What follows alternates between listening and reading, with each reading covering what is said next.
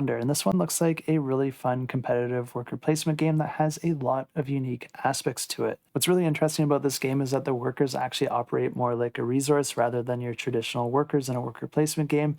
What I mean by that is that rather than just having a set amount of workers that you'll be using throughout the entirety of the game, instead, you're going to be gaining and losing workers throughout the game depending on the decisions that you make, because there's going to be a bunch of different worker locations, and if you put one of your workers out to one of the locations out on the main board, you actually lose that worker permanently. Luckily, this game is also a tableau builder, and as you build your tableau, you're going to be creating new worker placement locations where you can also put your worker, and anytime you do that, you're actually going to be getting that worker back at the end of the round. You can also place your workers over on other players' tableaus if they have an action that you really want to use, but the catch here is that they're going to be able to keep that worker at the end of the round instead of you. But on a turn, you're going to be placing those workers in order to gain resources, gain cards, or pay resources to add those cards to your tableau, or even just deliver those resources in order to earn gold or other resources. Gaining gold is your main objective because it will be worth victory points at the end of the game. But the excitement with the workers doesn't end with everything that I've just told you, because you also have a few different worker types. Each worker is going to have some sort of specialty associated with them that might allow them to visit locations where there already is another worker,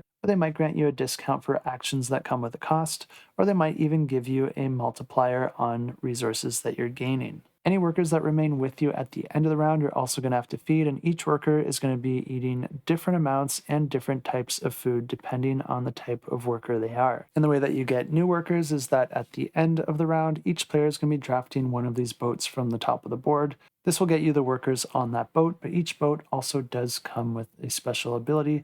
You'll be able to bring that into your supply and gain that ability for the rest of the game. The game continues like this over a number of rounds, and then the player with the most victory points at the end wins the game. And if you are interested in this one, definitely check it out. I will have it linked in the description down below.